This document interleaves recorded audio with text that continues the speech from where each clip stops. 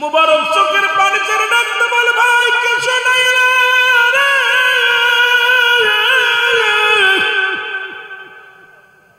আরে একটা সপ্তাহ তুমি না খেয়ে আছো, আমি মুবারক মদিনার দিকে রওনা হয়ে গেছি। রব্বে কারীম যদি আমারে ক্ষমা না করে আমি কিয়ামতের ময়দানে জবাব দিব কে আল্লাহর দরবারে, মাবুদ ও মাবুদ বাড়ির প্রতিবেশী না খেয়ে আসি রে, আমি জানি না রে আল্লাহ। কয় ভাই একটু দাঁড়াও আমি আসি। বাড়িতে চলে গেলেন। বাড়িতে যা বিবিরে ডাকতে কয় বিবিরে চাউল ডাউল যা আছে দাও, তাড়াতাড়ি দাও। এবার মুসলমান ডাল চাল যা ছিল সব মাথায় করে আনলেন। টাকাগুলো মদিনায় যাওয়ার যে টাকাগুলো ছিল সব টাকা দিয়ে দিলেন। কয় বাইরে এই নাও, এই চাউল দিয়ে রান্না করো, আর টাকা না ওইটা দিয়ে বাজার করো, তোমার সন্তানদেরকে প্রাণ ভরে খাওয়াও। যাব না আমি মদিনায় যাব না, মদিনায় যাব না। আরে ইমানদারেরা শুনে নাও, আজকে যারা রাসূলের প্রতি তো মাদ্দায় রাসূলের আশিকের ওয়াজটা একটু শোনো, তারপরে একটু চিন্তা করো, জোরে বলো আল্লাহু আকবার। আব্দুল্লাহ ইবনে মুবারক বলে বাবা আমি তো যাইতেছি মদিনা, এখন তো গোশত কান্ড কোথা থেকে তোরে খাওয়াইবো, কই থেকে গোশত পালনে চাইলো কেন? কয় বাবা আমাদের পাশের বাড়ি, ওই পাশের বাড়ি আমি যখন মক্তব থেকে আসতেছিলাম, হুজুরের কাছ থেকে পড়া করে আসতেছিলাম, পথের মধ্যে দেখি আমার বন্ধুর বাড়িতে বন্ধুর মা গোশত পাকাইছে, এত সুন্দর ঘিরান, এত সুন্দর সেন্ট। বাবা গো আমার নাকে এসে লাগছে। আমি এই জন্য ইসলামটাকে কত সুন্দর বোঝানোর জন্য আমি কথাগুলো বলে যাই। মুসলমান এত সুন্দর ঘিরান। আমি ওদের বাড়ি গেছিলাম, মা বাবা গো আমাকে ওরা গোশত দেয় না, আমার গোশত পণ্যে চাইছে, একটু গোশত দাও, আমাকে গোশত দাও, গোশত খাবো। আব্দুল্লাহ ইবনে মুবারক বলে বাবা দাঁড়াও আমি আসি। বলে ওনার বাড়িতে চলে গেলেন, যে সালাম দা আসসালামু আলাইকুম আলাল ভাই, ঘরের মধ্যে বাড়ির মধ্যে কেউ আসুনি, ভিতর থেকে ওয়ালাইকুম আসসালাম। কে গো আপনি? বলে আমি আব্দুল্লাহ ইবনে মুবারক। কই ভাই আপনি আমার বাড়ি আসছেন, আসেন তাড়াতাড়ি বসেন। কই ভাই আপনি আমার বাড়ি আসছেন, আমি খুশি হয়েছি। আপনি একজন আশিকের রাসূল, আপনি একজন নবীর প্রেমিক, আপনি আমার বাড়িতে আসছেন, আমি অত্যন্ত খুশি হয়েছি। বলে আমি তোমার বাড়ি আসছি, আমি আগে জানতে চাই তুমি কি মুসলমান? কয় হ্যাঁ মুসলমান। কে আপনার কি সন্দেহ হয়? কয় না সন্দেহ হয় না, আমি জিজ্ঞেসি আপনি মুসলমান কিনা? কয় হ্যাঁ। আমি আপনার কাছে জানতে চাই আপনাদের বাড়ি কি গোশত আনছিলেন? বলে হ্যাঁ। কয় গোশত পাকাইছে কিনি? কয় হ্যাঁ। কয় আমার ছেলে আইছিলেন? কয় হ্যাঁ। কয় আমার ছেলে কি গোশত চাইছে? কয় হ্যাঁ। কেন গোশত দিলেন না কেন? কয় না দিই নাই। বলে আপনি কেমন মুসলমান? আপনি কি কোরআন পড়েন না? প্রতিবেশীর বিষয়ে জানরা। এই কোরআনুল কারীমের মধ্যে কতবার এসেছে প্রতিবেশীর বিষয়ে জানরা। এ মুসলমান প্রতিবেশীর হক বিষয়ে কথা বলতে যাইয়া আপনি কেন আমার সন্তান, আপনি রাসূল, আপনি কেন গোশত দিলেন না? আজকে আমার সমাজে ইনসাফ নাই, আমার সমাজের মধ্যে কোন মানুষের মধ্যে ইনসাফ নাই, সেই ইনসাফের আলোচনা নাই। মানুষ আজকে কেন যেন ও মুসলমান ডিজিটাল হয়ে গেছে। এমন ডিজিটাল হতে হতে মানুষের প্রতি মায়া মমতা ভালোবাসা সব নষ্ট হয়ে গেছে। বলেন আমার ভাইয়েরা, আব্দুল্লাহ ইবনে মুবারক ডাকতে বলে ভাই আপনি কি কোরআন পড়েন না? কোরআনের মধ্যে প্রতিবেশী হক হিসেবে যারা ব্যবহার করছে আমার আল্লাহ, আমি জানি, আমি পড়তে পারি, আমি একজন কোরআনের হাফেজ, তবে এই জন্য আমি দিই না। কেন দিই না আপনি শুনেলাম। আপনার ছেলে এসেছিল, আমার 3টা ছেলে মেয়ে, আমি আজ একটা সপ্তাহ আমার ছেলে মেয়েদের মুখে একটু পানি দিতে পারি না। প্রতিদিন আমি কাজে বাইরে যাই, সন্তানের কান্দে, বিবি কয় স্বামীরে খাবার ব্যবস্থা করে দাও। প্রতিদিন আমি ব্যাগ নিয়ে বাজারে যাই। এর মুসলমান শোনো, শহরে যায়, শহরের কোনো মানুষ আমার কাজ দেয়। আমি সকালবেলা চলে যাই, সন্ধ্যাবেলা খালি ব্যাগ নিয়ে বাড়ি আসি। সন্তানগুলো ক্ষুধার যন্ত্রণায় কান্দে, আব্বু ও আমার আব্বু ক্ষুধার সহ্য করতে পারি না, খোদার যন্ত্রণা সহ্য করতে পারি না। এ ভাই মুবারক,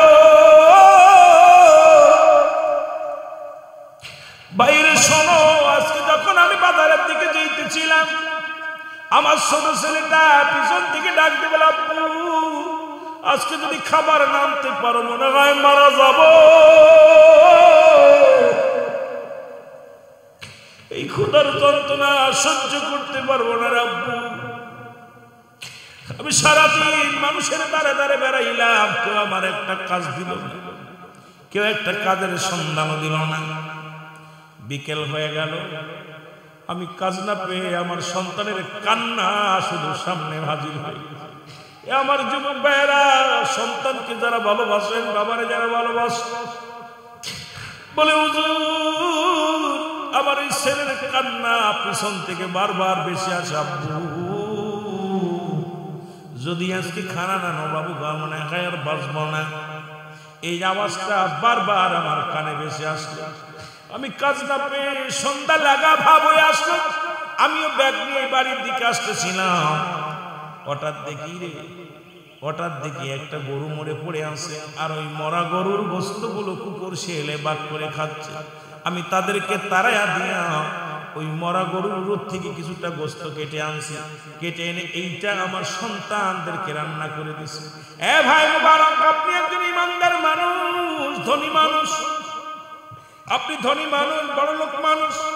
আপনার ছেলেকে আমি এই জন্য মরা গরুর গোস্ত দিই না, কারণ আমার কলিজার টুকরা সন্তানদের আমি খাওয়াইছি, কারণ খোদার যন্ত্রণায় সন্তানগুলো ছটফট করতেছিল।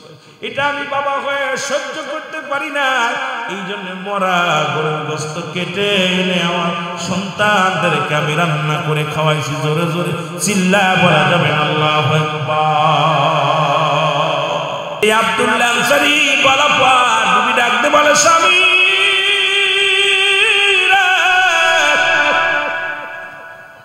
ও আমার স্বামী,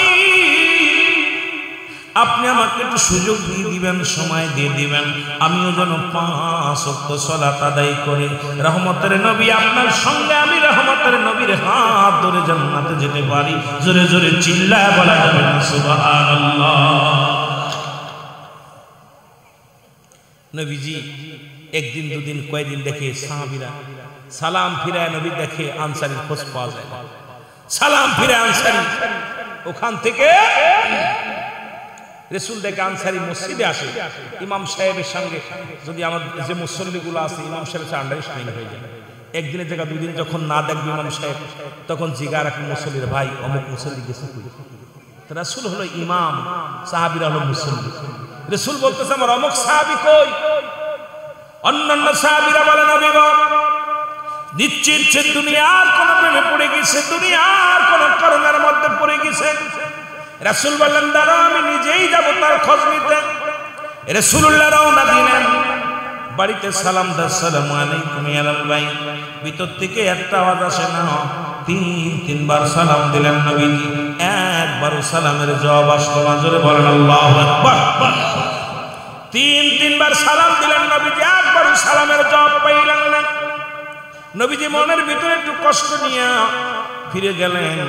পিছন থেকে আনসারী সালাম দাও, আলাইকুম আসসালাম ইয়া রাসূলুল্লাহ, ওয়া আলাইকুম আসসালাম ইয়া হাবিবাল্লাহ, ওয়া আলাইকুম আসসালাম ইয়া রাহমাতাল লিল আলামিন। নবী আনসারী তুমি 3 সালামের জবাব দিলাও, তার মানে আর বুঝতে বাকি নাই তুমি ঘরের মধ্যে বসে 3 সালাম শুনেছিলাম। বলি ইয়া রাসূলুল্লাহ ইয়া হাবিবাল্লাহ, সালাম আমি শুনেছিলাম কিন্তু উত্তর দিতে পারি না। নবী কয় কেন দিতে পারলা না? বলে হুজুর কেন দিই না এটার জবাব আমি দিতে পারবো না, যদি একটু দয়া করে আমার বাড়িতে যাইতেন, কেন সালামের জবাব দিই না আমি আপনাকে বুঝাইতে পারতাম। আমি বলে চলো যাই। এবার চলে গেলেন আব্দুল্লাহ আনসারীর বাড়িতে। যাইয়া রাসূলুল্লাহ যখন বাড়ির সামনে দাঁড়াইলেন, আনসারী দরজা খুলে দিয়েছে।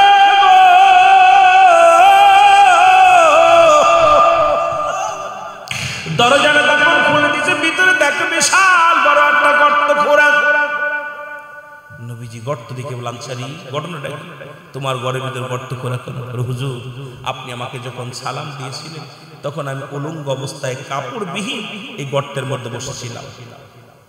বুঝে নিবেন আমার নামাজের প্রতি গুরুত্ব ছিল সাহাবীদের ছিল। আমি খালি বোঝানোর জন্য নবীর আসল আদর্শের কথা, সাহাবীদের আদর্শের কথাগুলো বোঝানোর জন্য একদম জানাও আজকে আমি করে যাচ্ছি। এ আমার ভাইয়েরা, আমার বন্ধুরা, আমার রাসূলুল্লাহ বলে, আনসারী রে, ঘরের মধ্যে এত বড় গর্ত কেন গো? আনসারী কয়, ইয়া রাসূলুল্লাহ, ইয়া হাবিবাল্লাহ, আপনি যখন আমারে সালাম দিয়েছিলেন তখন এই গর্তের মধ্যে আমি উলঙ্গ অবস্থায় বসেছিলাম। নবী কয়, কিসের জন্য, কি বলতে চাও? বলে, নবী গো, স্বামী স্ত্রী মিলে একখানা কাপড়, নবী গো, এই একখানা কাপড় মাত্র আমাদের যখন আযান পড়ে যায় এই কাপড়টা পরিধান করে আমি মসজিদে চলে যাই, জামাতে নামাজটা আদায় করে আসি। কত সুন্দর মসজিদ খানা রে বাবা। ও আমার যুবক বাবারা, এই মসজিদের যারা নামাজ পড়ো ভাগ্যবান তারা। আমি কথাগুলো বলে যাই, শুনে না। রাসূল বললেন, কি বলতে চান? সারি বলে, ইয়া রাসূলুল্লাহ, ইয়া হাবিবাল্লাহ, আবার আমি সালাম ফিরান। আপনি যখন সালাম ফিরান, সালাম ফিরালে একবারই বাড়ি চলে আসি। বাড়ি আসি গর্তের মধ্যে ঢুকে যায়। নবী গো, ওই গর্তের ভিতর ঢুকিয়ে আমি কাপড়টা খুলে আমার বিবির হাতে দিই। বিবি কাপড়টা পরে ওযু করে নামাজে দাঁড়ায় যায়। নবী গো, যখন আমি নামাজে যাই বিবি গর্তের মধ্যে বসে থাকে।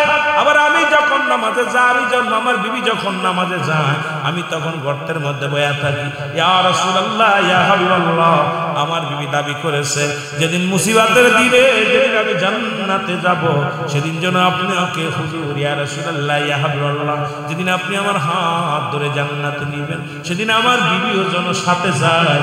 এই কারণে আমার বিবি নামাজের প্রতি এত গুরুত্ব। জোরে বলেন মারহাবা। আমার ভাইয়েরা, আমার বন্ধুরা, আমার বিবি হিসেবে ছিল, রাসূল ছিল, স্বামী হিসেবে শ্রেষ্ঠ, রাষ্ট্রনায়ক হিসেবে ছিল শ্রেষ্ঠ। ও দুনিয়ার মানুষ, কোন দিকে আমার নবী? সব দিকে এক নম্বর। নবী কুলের মধ্যে এক নম্বর, মুসলমান মানব কুলে এক নম্বর। যেখানে যাবেন সেখানেই নবী এক নম্বর। কারণ উম্মতের জন্য সবচেয়ে বড় দিক নির্দেশনা হলো আমার নবী। জোরে জোরে চিল্লায় বলেন ঠিক কিনা? আবার কাল দেখলাম উঠে একজন বলছে নবী নাম নেওয়া শিরক, আর একজন বলতেছে, আরেকজন একটা কথা বলছে, খুব খারাপ লাগছে। এই কথাগুলো কারো গীবাত করে আমি আলোচনা করি না, কারণ রাসূলের ইশকের কথা বলতে যায়, কিছু কথা বলতেছে। আজকে যারা রাসূলকে মুসলমান, কেউ বলে নবীর আখাল, আমি ওদিকে যাব না, অনেক পুরনো কথা। বড় বড় আলেমরা যারা রাসূলকে নিয়ে কটূক্তি করে, বড় বড় আলেমরা যারা আমার রাসূলকে নিয়ে মুসলমান উল্টা পাল্টা কথা বলে, মুসলমান তাদের সঙ্গে আমরা চলতেও রাজি না, তাদের কথা শুনতেও রাজি না, মানতেও রাজি না। কারণ নবী হলো ঈমানের ঈমান।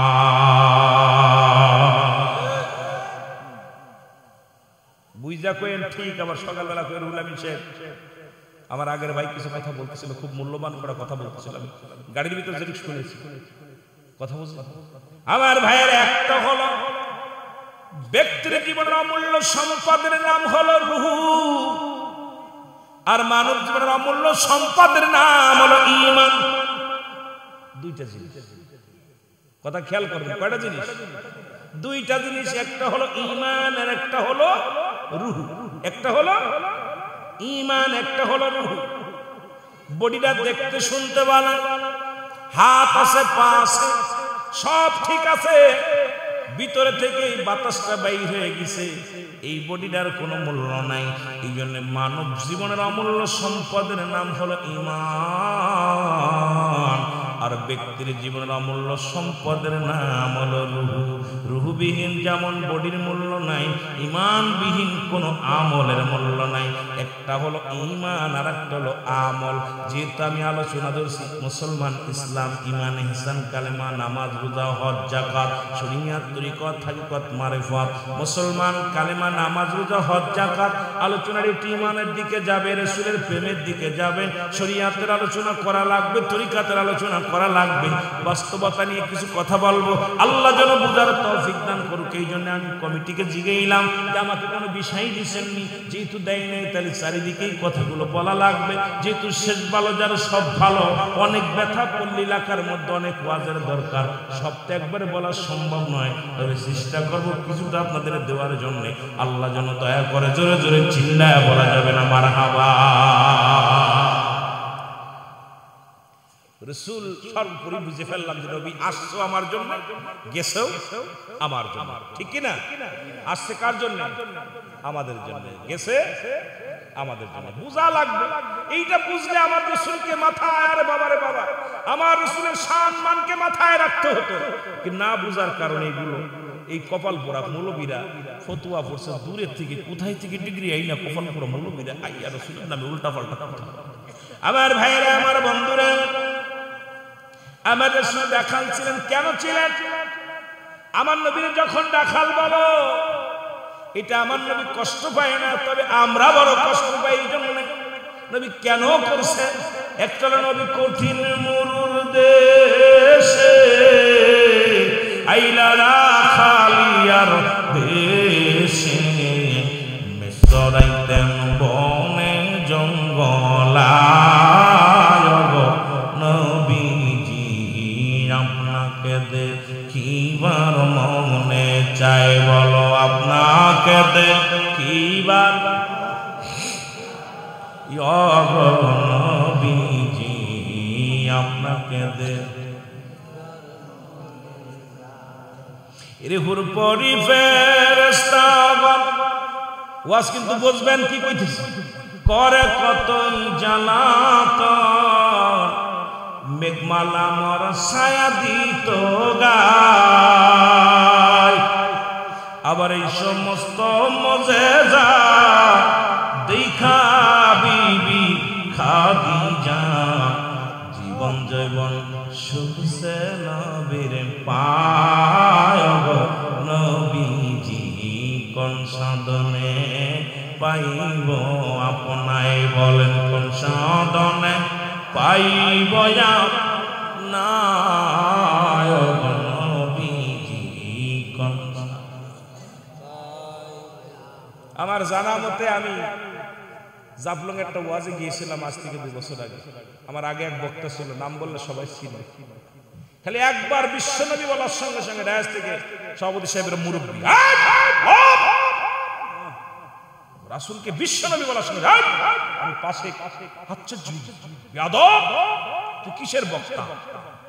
আমার রাসূলকে যে সম্মান দিতে পারে কিসের বক্তা? আর আজকে আমি ওনাকে বললাম, উনি ফুলতলি মসজিদের একজন ভালো মুরব্বী, আমি আমাকে চাচা রাগ করে না। আরে বাজান কিসের রাগ?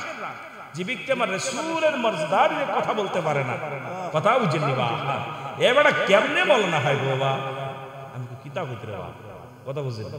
রাসূল কত ভালোবাসে, আমার রাসূলকে নিয়ে খালি একবার খালি বিশ্বনবী উচ্চারণ করছে, দেখলাম এরাই হলো আশিক রাসূল। জোরে বলেন। আমাদের সামনে আমার নবীর রাখাল টাকাল কত কিছু, নবীরে কত কিছু অস্বীকৃত মূর্খা, এই কত কথা বলতেছে, আমরা মেনে নিচ্ছি, আমি আশ্চর্য হয়ে যাই এই মানুষগুলোর অভাব। জোরে বলেন। এ মুসলমান, গভীর মনোযোগ, নবী রাখালি করলেন, রাখালির ভেসে আসলেন একটাই কারণ, সেটা আমার উম্মতের মধ্যে অনেক গরিব মানুষ আসবে।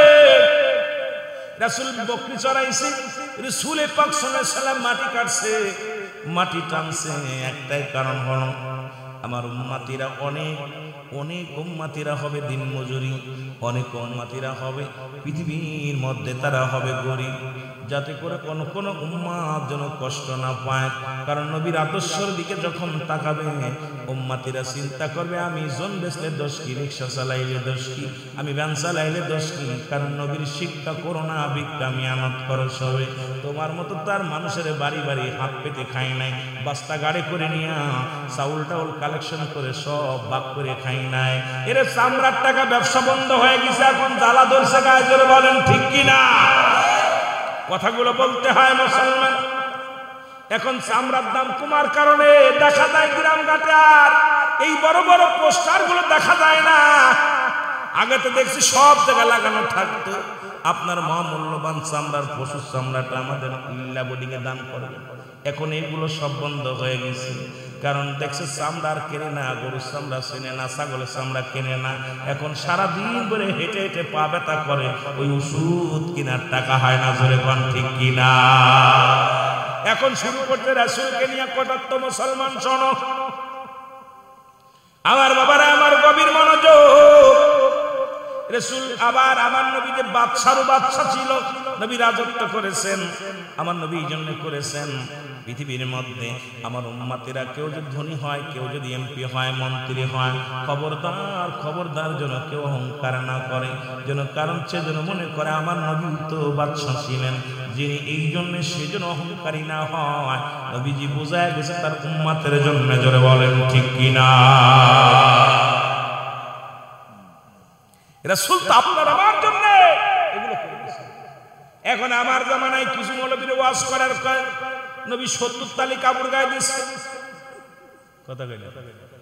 রাসূল 70 তালি কাপড় গায়ে দিচ্ছে, সিরাজুক্ত কাপড় গায়ে দেয়া যায়? মৌলবী শোন, খালি তো নবী 70 তালি কাপড় গায়ে দেন নাই, রাসূল একটা কাপড় গায়ে দিচ্ছে যার দাম ছিল তৎকালীন জামানায় 42,000 দিরহাম, যা পৃথিবীর কোন রাজা বাদশা গায়ে দিতে পারে নাই।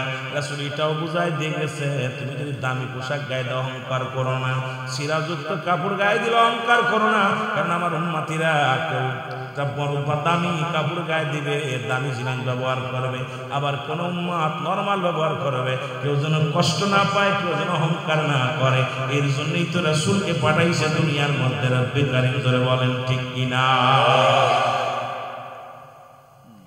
আমার ভাইয়েরা, আবার কেউ বলে অনেক কথা, তো অতদিক যাবো না, কারণ ওদেরকে হাইলাইট করার কোনো প্রয়োজন নাই। আমার নবীজি বিয়ে করছে আম্মা জান খাদিজাতুল কুবরাকে। বুড়া কত কিছু কইছে, কথা আপনারা শুনলে খুশি হবেন। নবী প্রস্তাব দেন না, আমার নবীকে উল্টা প্রস্তাব দিয়েছে খাদিজার পক্ষ থেকে। রাসূল বলছে আমি তো বলতে পারি না, ডিসিশন নিতে পারি না, আমার চাচা আবু তালিব আছে, তার কাছে যাও। আবু তালেবের পরামর্শ অনুযায়ী রাসূল বিয়ে করলেন আম্মা জান খাদিজাতুল কুবরা কি। এবার নবীজির বয়স তখন 25, খাদিজার বয়স 40। শুধু বোঝানোর জন্য কিছু কথা বলে যে আমার বাবারা আমার। আবার নবীজি যখন বয়স 53, বিয়ে করলেন আম্মা জান আয়েশা সিদ্দিকার বয়স তখন 7। এই মৌলবী খেয়াল কর, নবীজি বিয়ে করলেন এই কারণে যে আমার উম্মতিরা শোনো, পৃথিবীর মধ্যে রব্বে কারীমের সিজদা সিজদার পরে যদি অন্য কারো সিজদা দিতে বলতো, নারী জাতিকে তার স্বামী পায়ের মধ্যে সিজদা দিতে বলতো। স্বামী যে মাথার মুকুট, স্বামী যে মাথার তাজ, এটা প্রমাণ করার জন্য নবীজি করে গেলেন।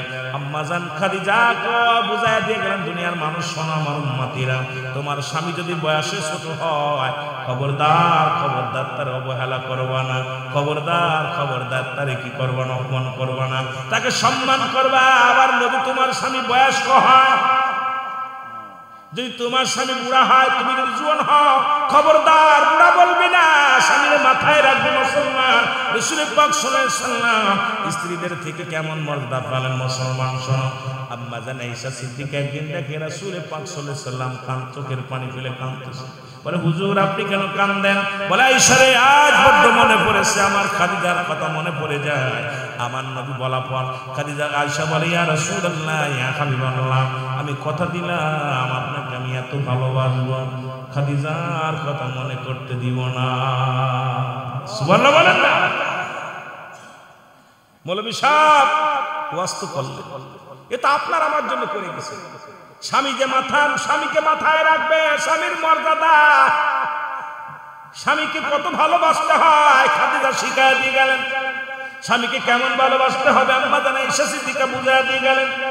এরপর যদি আমরা সেই উম্মত হয়ে আম্মা জানদেরকে নিয়ে কথা বলি, সন্তান হয়ে মার বিরুদ্ধে কথা বলি, আমি মনে করি এটা সবচেয়ে বড় মুনাফিকদের বলেন ঠিক কিনা?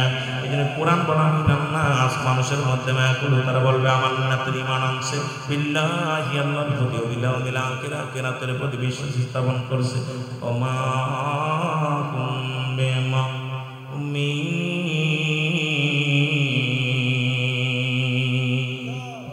মুনাফিক তৎকালীন জামানায় ছিল, এখনো আছে।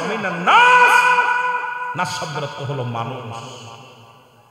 আব্দুল্লাহ ইবনে উবাই নবীর সাহাবী ছিল, ঠিক কিনা? কি ছিল? রাসূলের সাদ। রাসূলকে মারা ষড়যন্ত্র করেছিল। বর্তমান ইসলামের মধ্যে দাড়ি টুপি জুব্বা লাগাইয়া আমার মতো বক্তা হইয়া মঞ্চে আসিয়া যখন রাসূলের বিরুদ্ধে কথা বলে, আমি মনে করি ওরা ওই আব্দুল্লাহ ইবনে উবাইয়ের অনুসারী। জোরে জোরে বলেন ঠিক কিনা? যে যত বড় বক্তা হোক, যত বড় দেশের প্রেসিডেন্ট হোক, আমার নবীকে নিয়ে কটূক্তি করে কথা বলবে, ইসলামকে নিয়ে উপহাস করবে, নবীর সাহাবীদেরকে মূর্খ বলবে, নবীর সাহাবীদের বিরুদ্ধে কথা বলবে, জীবন থাকতে মেনে নিব না। জোরে বলেন ঠিক কিনা? রাজি আছেন? রাজি আছেন? উঠে নাই। মানুষের দুই চারটা মুরব্বীরা উঠেছে, বাকিদের যুবকগুলো নবীর বিরুদ্ধে, বাবার বিরুদ্ধে কথা বলে মেনে নিবা। একটা ছোটবেলা একটা শুনছি, মা রে এসে মা গো, ছেলে বলতেছে মা ইজ্জত আল্লাহ বাঁচায়, বাবারে বাড়ি হইতেছে আমি পলাই চলে আসি। কইছে আব্বা কি রে মা কি তাড়াতাড়ি আসি, তোর বাবা কই? কই বাবারে পিটাইতেছে জনগণ, আমি তাড়াতাড়ি চলে আসি। এরকম সন্তানের দরকার। আর আমার নবীকে গালি দেয়, আমার নবীকে কটাক্ষ করে, আর আমার যুবকগুলো ইয়েস নো বলবে, তাও বলতে হবে। এখানে তাহলে আপনাদের কত বড় ঈমান দুর্বল। আমি আপনাদের বলতেছি না মারামারি করেন, আমি আপনাদেরকে বলবো না হট্টগোল করেন, আল্লাহ রাস্তায় এদের ওয়াজগুলো শুনবেন না, এদেরকে সমর্থন দিবেন না। জোরে বলেন ঠিক কিনা?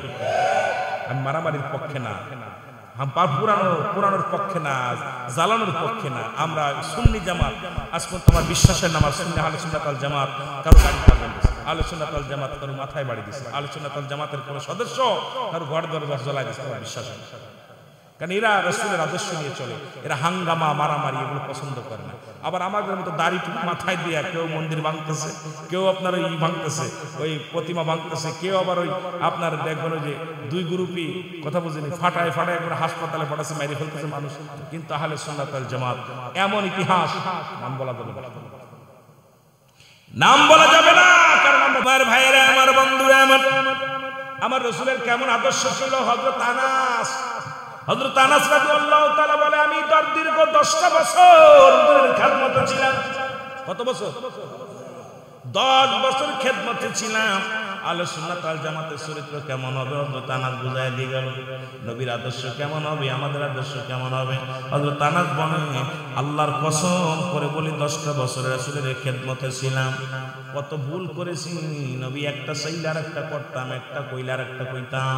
রাসূল যদি জুতা চাইতো স্যান্ডেল দিতাম, নবী যদি পানি চাইতো ঠান্ডা পানি চাইলে গরম পানি দিতাম, নবী বিছনা বানাইতে বলে উঠায় রাখতাম। এত ভুল করার পর খোদাকে কসম করে বলি, আমার নবীজি আমাকে কোনোদিন ধমক দিয়ে কথা বলে না।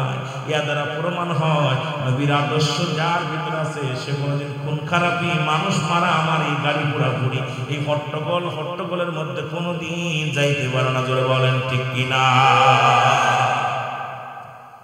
সোজা কথা, এত ওয়াজ করে লাভ নেই, একবার সোজা কথা। হযরত আনাস বলে, আমি দীর্ঘ 10টা বছর, ভাই মিথ্যা কথা না, 10 বছর খেদমত করেছি রাসূলের কদমে। রাসূল কত ভুল করেছে, রাসূল করে আমাকে ধমক দিয়ে কথা বলে। আর আমরা নিজের কর্মচারী ধরে পিটাই। ওর মতের বাইরে গেলে এই ওয়াজ করে, বক্তা ওয়াজ করতে পিএস ধরেই মারে, পিএস এর বিরুদ্ধে। একবার তো পিএস এর কাছে মুখ তুলে কইতে মানুষের সামনে আহা, আমি আশ্চর্য হয়ে যাই। যেদেরকে আর এক বক্তা বলছে চিনি নাকি বাংলাদেশের বড় মাদানি, উনি বলছে ঈমান আনার পর কোন নামাজ নাই, ঈমান আনার পর এক নম্বরে হলো জিহাদ। নাউজুবিল্লাহ বলে। পিচ্ছি একটা বক্তা আছে না, পিচ্ছি বক্তা, আরে কত বড় বিয়াদব ওই বিশ্ববক্তা। ও মানুষকে কেমনে ধোঁকা দেয় যে বলছে ইসলাম কোন 4টা এই 5টা ইসলামের পর আলোচনা করতে যায়। আমার তো দেখা পর মাথা কাছে গরম নেই, সহ্য করতে পারি না। কিন্তু তবু যেহেতু রুহুল আমিন সিদ্দিকী কারোর কটাক্ষ করে কথা বলে না, বলা অভ্যাস নাই, মনে কষ্ট পায় যখনই দেখি। আর উল্টাপাল্টা, এমন উল্টাপাল্টা মেনে বলেন, বলতেছে কালেমা পড়া পরই প্রথম হলো দায়িত্ব হলো যুদ্ধ করা, জিহাদ করা। রাসূল নামাজ কাজা দিয়ে যুদ্ধ করেছে, নাউজুবিল্লাহ বলেন না। তো মাত্র দেশে কোথায় দেখছে? এই আমি মিথ্যা বললে আমার জবান কেড়ে নেবেন, আমি প্রমাণ না করতে পারলে জীবন ওয়াজ করব না। বলছে রাসূল পাক সাল্লাল্লাহু আলাইহি ওয়াসাল্লাম প্রথম ঈমান আনার পর প্রথম যুদ্ধ করেছে, নামাজ কাজা দিয়ে রাসূল 3 দিন, বলছে 3 দিন যুদ্ধের ময়দানে ছিল রাসূল এক ওয়াক্ত নামাজ পড়েন। আমি নিজেকে ধরে রাখতে পারিনি কোনো কি, এরা ইন্টারন্যাশনাল বক্তা যে রাসূল নামাজ মুসলমান সহ কালেমা পড়েছিলেন। নামাজ এক নম্বরেই হলো না কালেমা, কালেমা যখন পড়লা দ্বিতীয় হলো নামাজ, তৃতীয় হলো মুসলমান শোনো। পাঁচটার মধ্যে নাম কালেমা, নামাজ, রোজা। এক নম্বরে হলো নামাজ, এক নম্বরে হলো কালেমা। তুমি পড়েছো লা ইলাহা ইল্লাল্লাহ মুহাম্মাদুর রাসূলুল্লাহ। আমার সাথে পড়েন আশহাদু আন্না ইলাহা ইল্লাল্লাহ ওয়াহদাহু লা শারীকা লাহু ওয়া আশহাদু আন্না মুহাম্মাদান আবদুহু ওয়া রাসূলুহু। কি আশ্চর্যজনক ব্যাপার! মুনাফিক বলে কি? আপনি কালেমা পড়েছেন, সাক্ষ্য দিচ্ছেন আল্লাহ ছাড়া কোনো মাবুদ নাই, আর রাসূল পাক সাল্লাল্লাহু আলাইহি সাল্লাম তাকে পাওয়ার একমাত্র মাধ্যম, ঠিকানা। এবার যখনই আপনি কালেমা পড়ছেন, নামাজ বাধ্যতা, প্রতিটা নরনারীর উপরে নামাজ ফরজ, বাধ্যতামূলক। আর এক ওয়াক্ত নামাজ কাজা দিলে 80 খুতবা পরিমাণ জাহান্নাম, যার এক খুতবা পরিমাণ হলো 2,88,00,000 বছর। এখন যে রাসূলের নামে তোমার দিল, যে রাসূল 3 দিন নামাজ পড়ে নাই, নামাজ কাজা দিয়ে নবীজি যুদ্ধ করেছে, তাহলে বোঝা গেল এদের জন্মের ভিতরে কত ভেজাল। এরা মুনাফিকের চাইতেও বড় মুনাফিক, করে বলেন ঠিক কিনা? এরাও নাকি তোমার দিত কিন্তু আমার রাসূলকে দিয়ে আনছে। কথা বুঝে? আবার কোন বক্তা কয় আমি আবু বকরের চাইতে বেশি আমলদারি। শুনছেন নি? এ কোন এদেরও নাকি মেলা নাম বলার দরকার নেই। উনি তো যার কথা বলেন উনি তো ডাইরেক্ট বলছে, উনার কথা শুনে বেশি হাসাছে। উনি কয় বাথরুমে বসে সালাম দেওয়া যায়। আর একজন আপনাদের এলাকায় বাড়ি নোয়াখালী, কইছে যদি এই জামানার মধ্যে আমার সামনে যদি বুন তাসলিমা নাসরিনে পাইতাম, কথা মাইলা বিয়ে করব। কথা কেন শুনেন নাই? বাদামি বক্তা, আমার বাদামি বক্তা বলছে, বাদামি বক্তা বলছে আমি খুব লাইক করি তাসলিমা নাসরিন। যিনি বলছে সমগামী করা জায়েজ, যিনি বলছে নারী পুরুষ যদি জিনা করতে পারে, পুরুষ মহিলা কেন পারবে না? পুরুষরা যদি 3টে বিয়ে করতে পারে, মহিলারাও পারবে। ওরাও যেরকম লুঙ্গি গামছা পরে থাকে, আমরা ওরকম খালি পেটিকোট পরে থাকবে। নাউজুবিল্লাহ বলেন। যিনি বলছেন আযানের ধ্বনি বেশ্যের আওয়াজের মতো লাগে, আরে সেই নারী বিয়ে সম্পর্ক করে আলোচনা করতেছে। তাসলিমা নাসরিন খুব জ্ঞানী মানুষ, যদি ওনাকে পাইতাম তাহলে আমি বলতাম আই লাভ ইউ, আমি তোমার বিয়ে করব। কোন দিয়ে এই ওয়াস কথা কয় না কেন? এই যুবকরা, এটা ওয়াস। এর দাওয়াত দিয়ে হাজার হাজার মানুষ আসে। ও তার কইতামিনের বাইরে কথা বুঝেনি। আমার শ্রোতা আমার সাথে ভালো জানে। শ্রোতারা বলে ফেলছে নায়িকারা দেখলে আল্লাহর নামে দেখতে গেছে, তাও কোথার ভারতের নায়িকা। আরে আর নায়িকার নাম বলতো জানে? এটা কি ইসলাম? ইসলামকে একটা উপহাস করে ফেলেছে, ইসলামকে একটা। আমি এই জন্য আহলে সুন্নাত ওয়াল জামাতের বক্তাগুলোর মুখ দিয়ে এই সমস্ত ওয়াজ শুনবেন না। তাদের দোষ কি রাসূলকে ভালোবাসা, তাদের ঈমানি দায়িত্ব রাসূলের প্রতি ভালোবাসা, প্রেম, ওলি আল্লাহদের প্রতি প্রেম ভালোবাসা, কারণ তারা অন্য কিছু বোঝে না। জোরে বলেন ঠিক কিনা? একটু মুহাব্বতের সঙ্গে দুরূদ শরীফ পড়ুন। আল্লাহুম্মা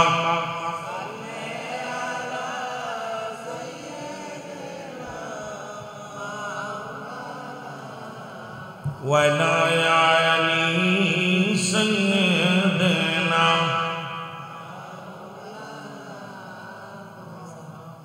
এ আমার ভাইরা, আমার বন্ধুরা, কালেমা পড়েছে, এবার নামাজ, তারপরে রোজা, তারপরে হজ, তারপরে যাকাত, ঠিক কি না? এ আমার ভাইরা, কিন্তু প্রতিবেশীর হক যদি আদায় করে আহলে সুন্নাত ওয়াল জামাতের লোকেরা আদায় করে। আমি কথাগুলো বলি একটু দিলের কান্না লাগান শোন।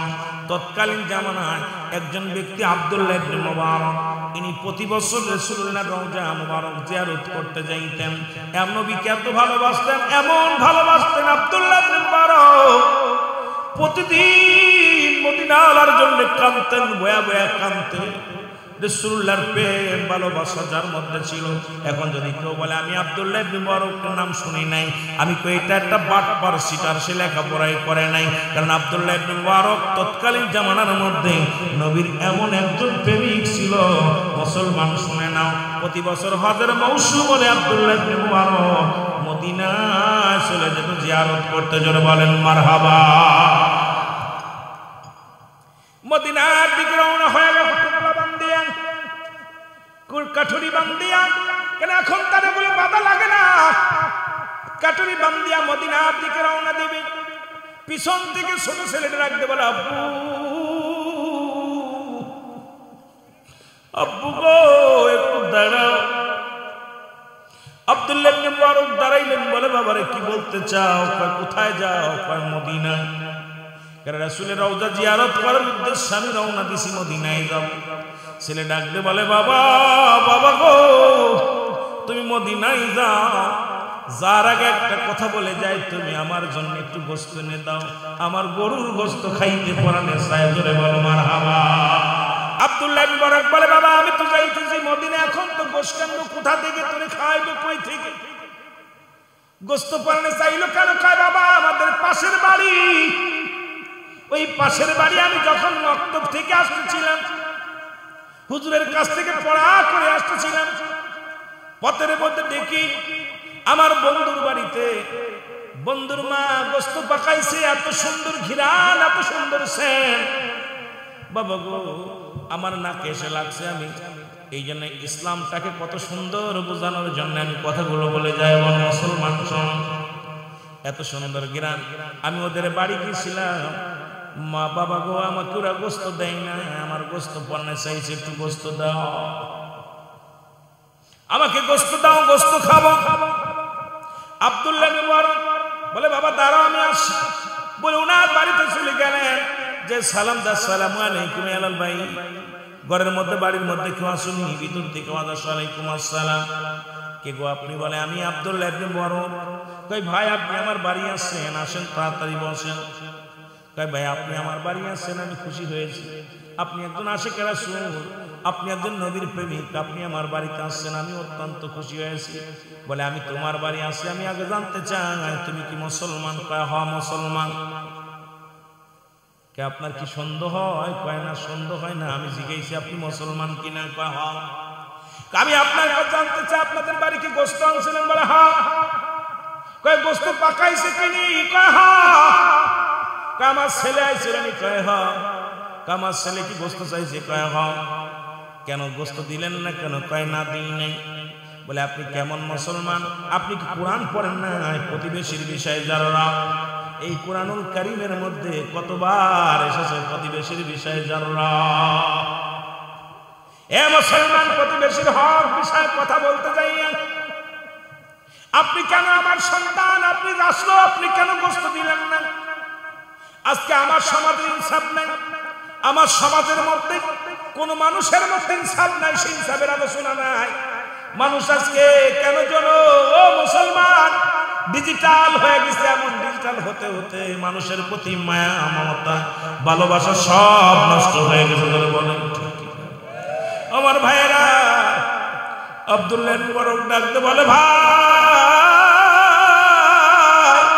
আপনি কি কোরআন পড়েন না? কোরআনের মধ্যে প্রতিবেশী হক হিসেবে যারা ব্যবহার করছে আমার আল্লাহ, আমি জানি, আমি পড়তে পারি, আমি একজন কোরআনের হাফেজ, তবে এই জন্য আমি দিই না।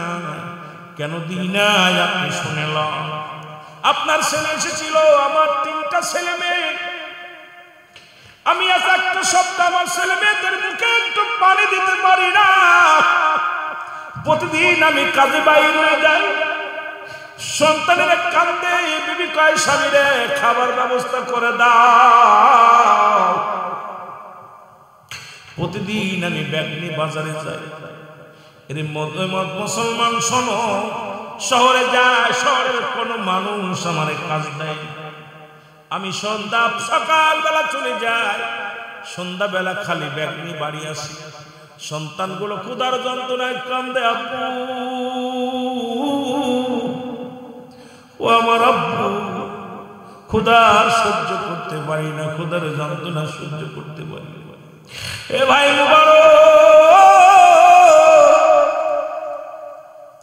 বাইরে শোনো, আজকে যখন আমি বাজারের দিকে যেতেছিলাম, আমার ছোট ছেলেটা পিছন থেকে ডাক দিয়ে বলে, আব্বু আজকে যদি খাবার নামতে পারো মনে হয় মারা যাব। এই ক্ষুধার যন্ত্রণা সহ্য করতে পারবো না আব্বু। আমি সারাদিন মানুষের দ্বারে দ্বারে বেড়াইলাম, কেউ আমার একটা কাজ দিল না, কেউ একটা কাজের সন্ধানও দিল না। বিকেল হয়ে গেল, আমি কাজ না পেয়ে আমার সন্তানের কান্না শুধু সামনে হাজির হয়। আমার যুবক ভাইয়েরা, সন্তানকে যারা ভালোবাসেন, বাবারে যারা ভালোবাসেন, বলে হুজুর আমার এই ছেলের কান্না পিছন থেকে বারবার বেশি আসে, আব্বু যদি আজকে খানা না নো বাবু মনে হয় আর বাঁচব না। এই আওয়াজটা বারবার আমার কানে বেশি আসলো। আমি কাজ না পেয়ে সন্ধ্যা লাগা ভাব হয়ে আসলো, আমিও ব্যাগ নিয়ে বাড়ির দিকে আসতেছিলাম। হঠাৎ দেখি একটা গরু মরে পড়ে আছে, আর ওই মরা গরুর গোস্তগুলো কুকুর শেলে বাদ করে খাচ্ছে। আমি তাদেরকে তাড়াইয়া দিয়া ওই মরা গরুর রোদ থেকে কিছুটা গোস্ত কেটে আনছি, কেটে এনে এইটা আমার সন্তানদেরকে রান্না করে দিছি। এ ভাই মুবারক, আপনি একজন ইমানদার মানুষ, ধনী মানুষ, আপনি ধনী মানুষ, বড় লোক মানুষ। আপনার ছেলেকে আমি এই জন্য মরা গরুর গোস্ত দিই না, কারণ আমার কলিজার টুকরা সন্তানদের আমি খাওয়াইছি, কারণ খোদার যন্ত্রণায় সন্তানগুলো ছটফট করতেছিল। এটা আমি বাবা হয়ে সহ্য করতে পারি না, এই জন্য মরা গরুর গোস্ত কেটে এনে আমার সন্তানদেরকে আমি রান্না করে খাওয়াইছি। জোরে জোরে চিল্লায় বলা যাবে আল্লাহু আকবার। মুবারক চোখের পানি ছেড়ে ডাকতে বলে, ভাই কিছু নাই রে,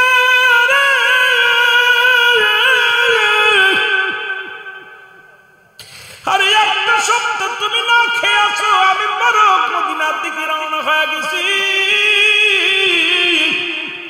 রব্বে কারীম যদি আমারে ক্ষমা না করে, আমি কিয়ামতের ময়দানে জবাব দিব কি আল্লাহর দরবারে, মাবুদ ও মাবুদ, বাড়ির প্রতিবেশী না খেয়ে আসি রে, আমি জানি না রে আল্লাহ।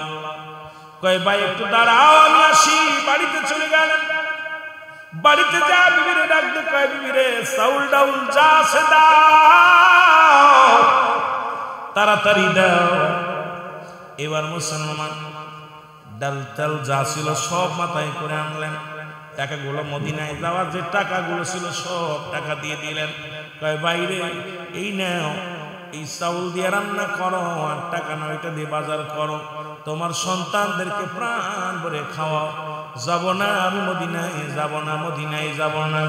আরে ইমানদারেরা শুনে নাও, আজকে যারা রাসূলের প্রতি তো মাদ্দায় রাসূলের আশিকের ওয়াজটা একটু শোনো, তারপরে একটু চিন্তা করো, জোরে বলো আল্লাহু আকবার।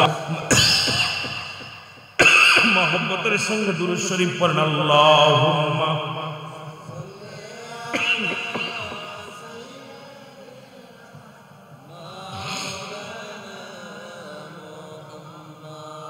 ওয়ালা আলি সাইয়্যিদিনা। ও তুমি আজ না হয় কাল, তুমি যাইবা কবরে, যাবার বেলায় দেখবে চেয়ে গো, তোমার ছবি রইল।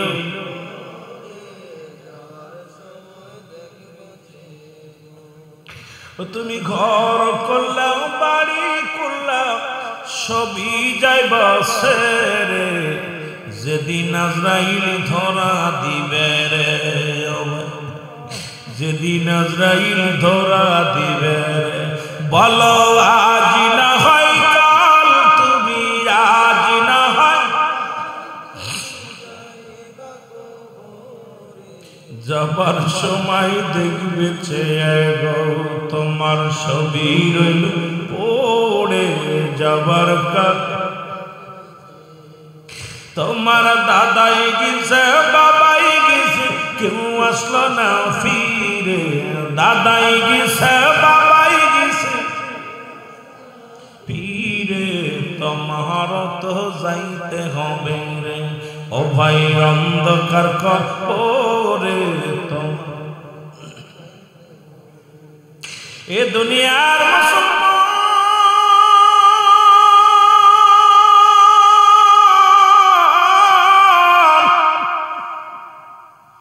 এ জীবন জীবন নয়, এমন একটা জীবন আসবে যে দেশে গেলে মানুষের বিচার হয়, যে দেশে গেলে মানুষের হিসাব হয়, যে দেশে গেলে মানুষ আর কোনোদিন ফিরে আসার সম্ভাবনা নেই। সবাই তো সেই দেশের যাত্রী ধরে বলেন ঠিক কিনা? এই যুবকদের কান্ডা লাগা শোনো, কেন এত বাড়াবাড়ি, কেন এত মস্তানি? সব কিছু ছেড়ে চলে যাবা, এই দুনিয়ার মায়া ছেড়ে চলে যাব। আল্লাহ কয় কুল্লু মান আলাইহা ফান, সব কিছু শেষ করে দিবে কে? আমার আল্লাহ। জোরে জোরে চিল্লায় বলা যাবে না আল্লাহু আকবার। আল্লাহ কয় বান্দার এই জমিনটা আমি রাখবো না,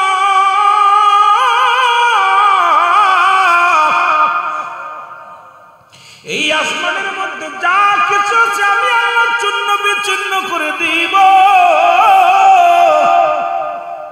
ও যুবক, তারপরও খালি দুনিয়ার জন্য পাগল। রাসূল কয় বালহা কিলা, এই দুনিয়াটা একটা পচা দুর্গন্ধ মরি। মানুষের চরিত্র হলো কুকুরের চরিত্র। এই মানুষ কুকুর যেমন একটা মরি পাইলে দেখবেন অন্য কোন কুকুরের ভাগ দিতে চায় না। বর্তমান জামানায় মুসলমানদের চরিত্র এত নষ্ট হয়ে গেছে রে বাবা। আজকে পৃথিবীর মধ্যেই মুসলমান জাতি এটা হওয়ার কথা ছিল না রে বাবা। কারণ আজকে দুনিয়ার মধ্যে এত হিংসুটে প্রাণী, কুকুরের মতো হিংসুটে প্রাণী হয়ে গেছে মানুষগুলো। জোরে বলেন ঠিক কিনা? আপনাকে কুকুরের লাগে তুলনা দিলেন, আমি দেই না। আমার নবী বলছে বালহা খিলাফ, এই দুনিয়াটা পচা দুর্গন্ধ মরি। মানুষের চরিত্র হলো কুকুরের চরিত্র। কুকুর যেমন মরি পাইলে খুশি হয়, সে জামানার মানুষগুলো সম্পদ পাইলে খুশি হবে। সুদের মধ্যে, ঘুষের মধ্যে, জিনার মধ্যে, ব্যভিচারের মধ্যে যেভাবে আসুক না কেন, শুধু সম্পদ পাইলে হলো, অর্থ পাইলে হলো, এটা চরিত্র মানুষের হবে। আমার নবী বলে কিছু ধরে বলেন ঠিক কিনা? ইমান বিক্রি করতেছে সব। আমার বাবারা, আমার বন্ধুরা, আমার কার জন্য তুমি বাড়ি করছো? কার জন্য ঘর? কার জন্য তুমি সুদ খাও? কার জন্য তুমি ঘুষ খাও? কার জন্য ব্যভিচার করো? কার জন্য অন্যায় করো? যার জন্য তুমি এত কিছু করলা কেউ তোমার নয়, সব একবার অন্ধকার। যখন তুমি চোখটা বন্ধ করে দেখো পৃথিবীর সব তোমার উপর। জোরে জোরে চিল্লায় বলেন ঠিক কিনা? ও বন্ধু, মুবারক ডাকতে বলে আমি মদিনায় যাব না, মদিনায় যাব না, মদিনায় হজ করতে যাব না। এই বছর মুবারক গেলেন না। ৪৫ দিন পরে হাজী ভাইয়েরা বাড়ি ফিরে আসলেন। ও আমার বাবারা, আমার বাড়ি ফিরে এসে দেখে রে সবাই মুবারকের বাড়িতে চলে আসছে।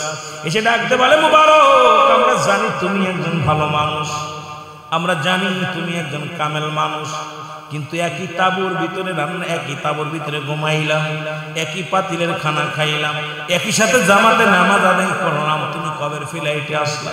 আমাদের সঙ্গে তো বলে আসলে না, চলে আসলে। আব্দুল্লাহ ইবনে মুবারক ডাকতে বলে হাজী ভাইরা শোনো, ওই আল্লাহর কসম করে বলি আমি এবছর মদিনায় যাই না। এই বছর আমি মদিনা শরীফ জিয়ারত করতে যাইনি। হাজিরা বলে মিথ্যা বলেন কেন? একই তাবুর ভিতরে থাকলাম, একই জায়গায় ঘুমাইলাম, একই সাথে সালাত আদায় করলাম, আপনি বলেন মদিনায় যাই নাই। মুবারক রে মিথ্যা বলেন কেন? এর মুবারক বলে আল্লাহর কসম করে বলি আমি মদিনায় যাই নাই। এবার আল্লাহ রাব্বুল ফেরেশতা দিয়ে জিবরিল আমিন দিয়া ইলহামের মাধ্যমে জানায়া দাও মুবারক রে এই বছরে তোমার দানের খাতিরে আরে রব্বে কারীম আল্লাহ রাব্বুল আমিন তো খুশি হইছে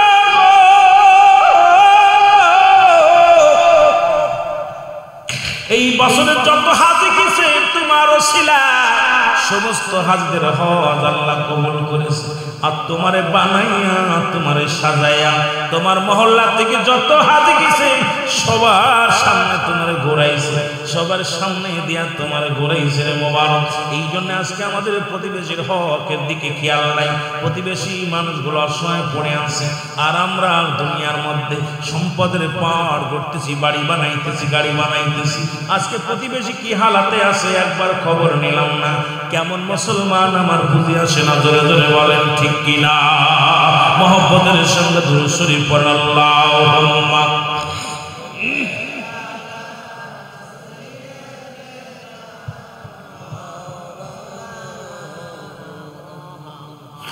ওয়া আলা আলি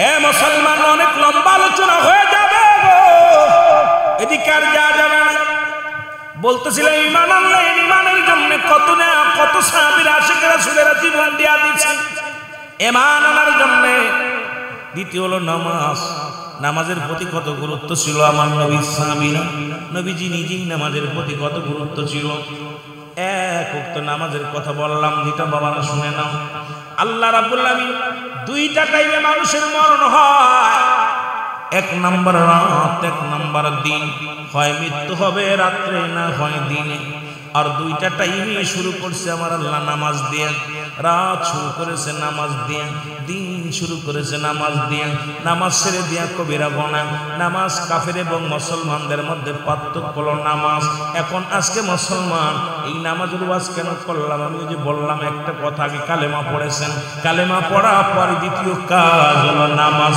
আদায় করা জোরে বলেন ঠিক কিনা এখন যদি কোনো মৌলবী যদি বলে নামাজ লাগবে না ওর মতো বাটপার আর পৃথিবীর মধ্যে কেউ নাই যুবক ভাইরা শুনে না ওরা তুমি যে মৃত্যুবরণ করবে দুইটা টাইমে একটা হলো রাত্রে একটা হলো দিনে দিন শুরু করেছে নামাজ দিয়া রাত শুরু করেছে নামাজ দিয়া দিন শুরু হলো ফজর রাতে শুরু হলো মাগরিব মুসলমান তুমি যদি আল্লাহর গোলাম হতে চাও নবীর প্রেমিক হতে চাও অবশ্যই রাত দিন যদি তুমি আল্লাহর শুকরিয়া আদায় করার দরকার হতে চায় তাহলে অবশ্যই নামাজের প্রয়োজন আছে কিনা রাসূলুল্লাহ নিজে নামাজের জন্য তাগিদ দিয়েছেন নামাজের প্রতি যত্নবান ছিল যে নবী শুধু নামাজ নয় জামাতের জন্য গুরুত্ব ছিল রাসূল শেষ জীবনে আম্মা জান আয়েশা সিদ্দিকাকে ডাক দিয়ে বলে আয়েশা আমি বলে গেলাম আমার আজকের নামাজে ইমামতি করবে আমার হযরত আবু বকর সিদ্দিক রাদিয়াল্লাহু তাআলা জোরে জোরে বলা যাবে না মারহাবা কে ইমামতি করবে রাসূল বলে গেলেন মসজিদের ভিতর থেকে হুকুম দিয়ে দিলেন সাহাবীদেরকে আমার অমুক সাহাবী নামাজ আদায় করবে উনি ইমাম হবে মুসল্লিরা কি হবে মুসল্লি হবে এ মুসলমান অসুস্থ হয়ে গেলেন নবীজি শেষ জীবনের একটা কথা আমি বললে আপনারা বুঝতে পারবেন আর সেই নবীকে নিয়ে যদি বলে নবী নামাজ ছেড়ে যুদ্ধ করেছে এদের মতো বাটপার এদের মতো সিটার দুনিয়ার মধ্যে থাকতে পারে না এটা বোঝানোর জন্য আমি কথাটা আপনাদেরকে বইলা যায় রাহমাতুল আলামিন মাঝে মাঝে সুস্থ মাঝে মাঝে অসুস্থ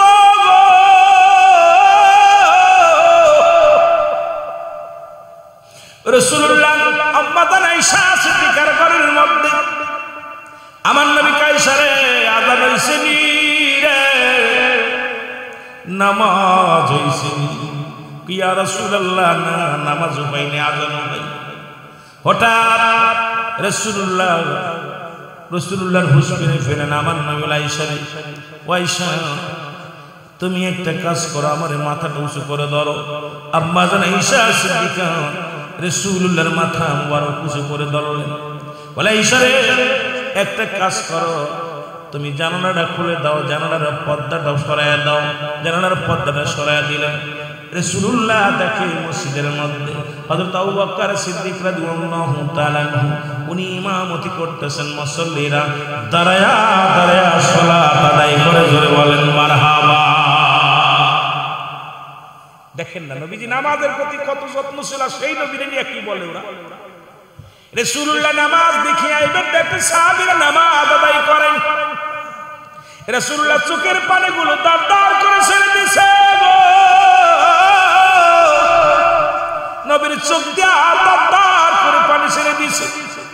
আম্মা জান আয়েশা সিদ্দিকা চিন্তা করে, আল্লাহ না জানি আমার স্বামী কষ্ট পেয়েছে মনে, এদিকে হলো আমার আব্বা জান, এদিকে হলো রাসূলুল্লাহ, আমার স্বামী হলো আমার নবী, স্বামী আমার এখানে অসুস্থ, এদিকে আমার আব্বা জান ইমামতি করে, আর বুঝতে বাকি নাই তার মানে যে ইমাম পরিবর্তন হয়েছে, আমার নবী দুনিয়ার মধ্যে আর বেশি দিন থাকবে না। নবীজি তাকায়া কাঁদতেছেন, আম্মা জান আয়েশা বলেন, ইয়া রাসূলুল্লাহ আপনি কেন কাঁদেন, আপনার চোখে কেন পানি, আপনি কষ্ট পাইছেন? কারণ আমার আব্বা জান ইমামতি করে, আপনি কি কষ্ট পাইছেন? নবী বলে, আয়েশা রে, যে নামাজের জন্য আমি কষ্ট করলাম,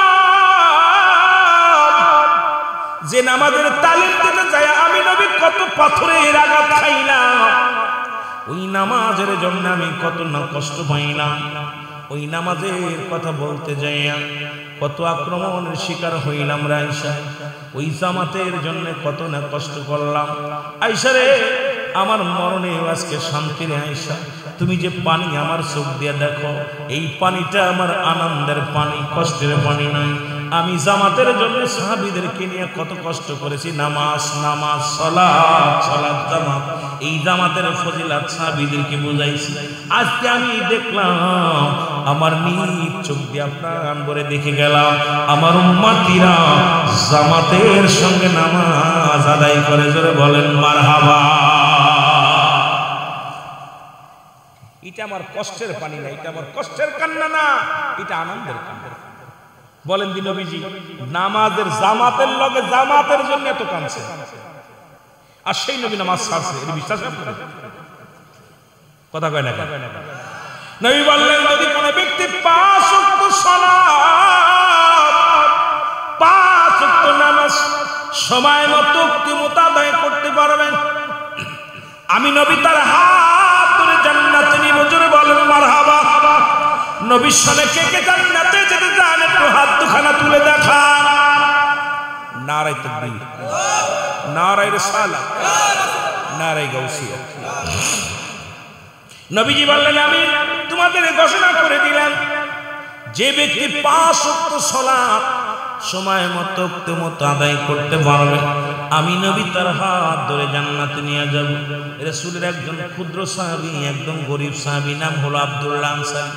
ছোট্ট কথাগুলো বলেন, নবীজি নিজে বলছে, যে ব্যক্তি নামাজ কাজা করবে না, যে ব্যক্তি আমার কাছে আদা করবে 5 ওয়াক্ত নামাজ সময় মতো আদায় করতে পারবে, আমি নবী তার হাত ধরে জান্নাতে নিয়ে যাব। এখন বেঈমান মুনাফিক গুলো কয় কি, নবী নামাজ ছেড়ে দিছে, এর চাইতে বড় কষ্ট আর থাকতে পারে না। নবীর সাহাবী এই কথা শুনিয়া বাড়ি গেলেন। বাড়ি যাওয়ার পর বিবি ডাক দিয়ে বলে, স্বামীর আপনি এত দেরি হলো কেন? কয় রহমতের নবী ওয়াজ করছে 5 ওয়াক্ত সালাত যে ব্যক্তি সময় মতো আদায় করতে পারবে, রাসূলুল্লাহ তার হাত ধরে জান্নাতে নিয়ে যাবে। এর আব্দুল্লাহ আনসারী বলা পর বিবি ডাক দিয়ে বলে, স্বামী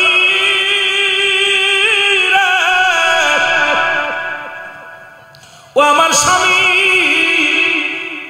আপনি আমাকে একটু সুযোগ দিয়ে দিবেন, সময় দিয়ে দিবেন, আমিও যেন 5 ওয়াক্ত সালাত আদায় করি।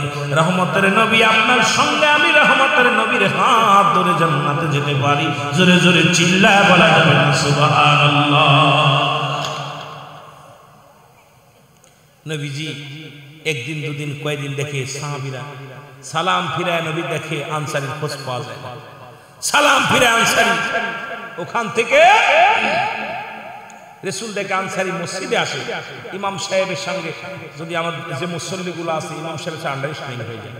একদিনের জায়গা দুদিন যখন না দেখবে ইমাম সাহেব, তখন জিজ্ঞাসা রাখেন মুসল্লির, ভাই অমুক মুসল্লি গেছে কই? রাসূল হলো ইমাম, সাহাবীরা হলো মুসল্লি। রাসূল বলতেছে, আমার অমুক সাহাবী কই? অন্যান্য সাহাবীরা বলেন, নবী গো নিশ্চিত সে দুনিয়ার কোন প্রেমে পড়ে গেছে, দুনিয়ার কোন করণের মধ্যে পড়ে গেছে। রাসূল বললেন, দাঁড়াও আমি নিজেই যাব তার খোঁজ নিতে। রাসূলুল্লাহ রওনা দিলেন, বাড়িতে সালাম দাও আসসালামু আলাইকুম ইয়া ভাই, ভিতর থেকে একটা আওয়াজ আসে না, তিনবার সালাম দিলেন নবীজি, একবারও সালামের জবাব আসলো না। জোরে বলেন আল্লাহু আকবার। তিনবার সালাম দিলেন নবীজি, একবারও সালামের জবাব পাইলেন না। নবীজি মনের ভিতরে একটু কষ্ট নিয়ে ফিরে গেলেন। পিছন থেকে আনসারী সালাম দাও, আলাইকুম আসসালাম ইয়া রাসূলুল্লাহ, ওয়া আলাইকুম আসসালাম ইয়া হাবিবাল্লাহ, ওয়া আলাইকুম আসসালাম ইয়া রাহমাতাল লিল আলামিন। নবী আনসারী, তুমি তিনবার সালামের জবাব দিলাও, তার মানে আর বুঝতে বাকি নাই তুমি ঘরের মধ্যে বসে তিনবারই সালাম শুনেছিলাম। বলি ইয়া রাসূলুল্লাহ ইয়া হাবিবাল্লাহ, সালাম আমি শুনেছিলাম কিন্তু উত্তর দিতে পারি না। নবী কয়, কেন দিতে পারলা না? বলে হুজুর কেন দিই না এটার জবাব আমি দিতে পারবো না। যদি একটু দয়া করে আমার বাড়িতে যাইতেন, কেন সালামের জবাব দিই না আমি আপনাকে বুঝাইতে পারতাম। ওই বলে চলো যাই। এবার চলে গেলেন আব্দুল্লাহ আনসারীর বাড়িতে। যাইয়া রাসূলুল্লাহ যখন বাড়ির সামনে দাঁড়াইলেন, আনসারী দরজা খুলে দিয়েছে।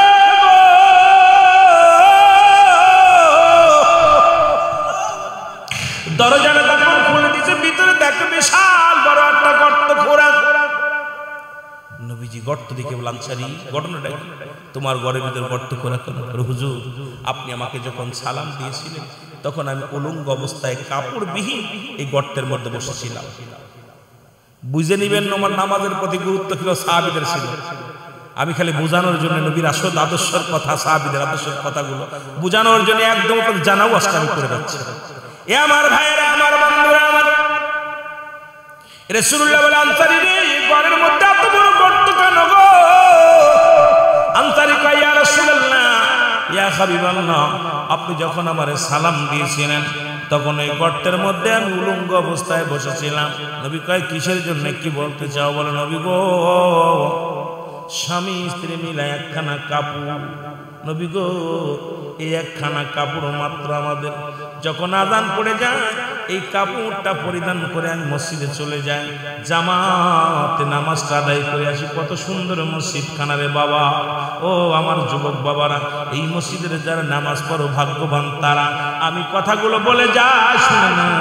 রাসূল বললেন, কি বলতে চান? আনসারী বলে, ইয়া রাসূলুল্লাহ ইয়া হাবিবাল্লাহ, আবার আমি সালাম ফিরান। আপনি যখন সালাম ফিরান, সালাম ফিরালে একবারই বাড়ি চলে আসি।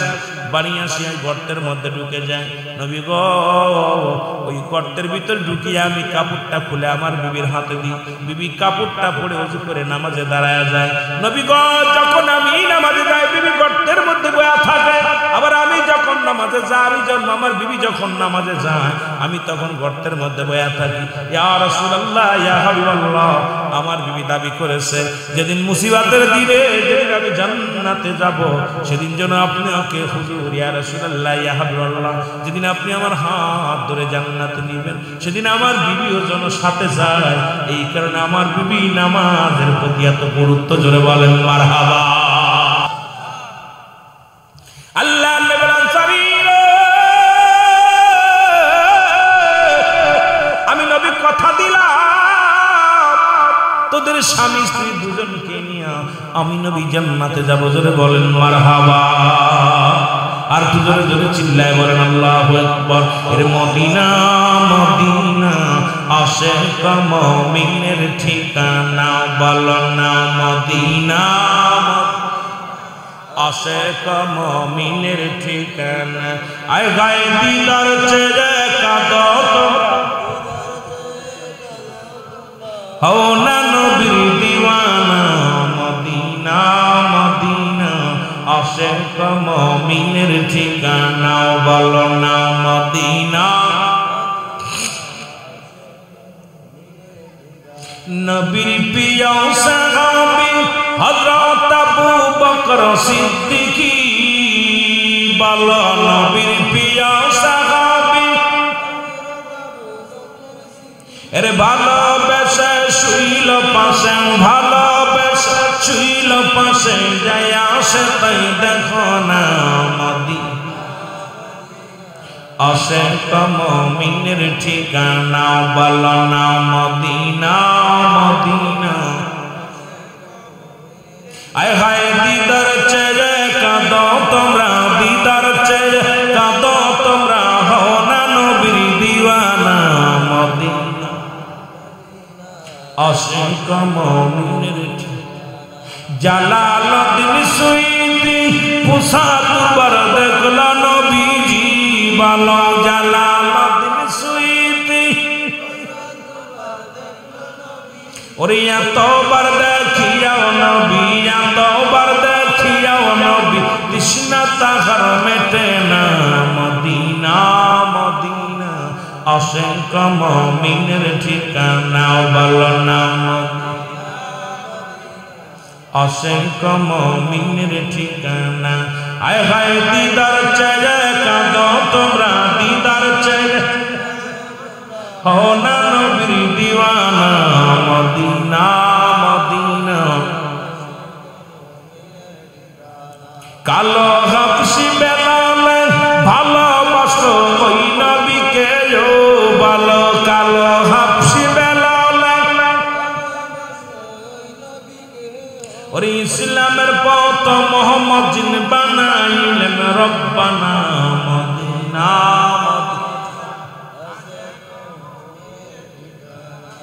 আহা রাসূলের সাহাবীরা নামাজের প্রতি কত গুরুত্ব ছিল সেই নামাজ আমার বাবারা রাসূল আবার বলছে দুইটা জিনিস যে ব্যক্তি আমার কাছে হেফাজত করতে পারবে আমি নবী তার হাত ধরে জান্নাতে নিব সুবহানাল্লাহ বলেন না মাসুম মেয়ে ছিল এই আস্তে রাসূল বললেন দুইটা জিনিস যে ব্যক্তি খেয়ানত করবে না নাম্বার 1 একবারে বাংলার কথা খেয়াল করবেন খুব দ্রুত কারণ একটা বাস্তে চললো ছেড়ে দিব আপনাদের কষ্ট হচ্ছে ছেড়ে দিব আলোচনা চলবো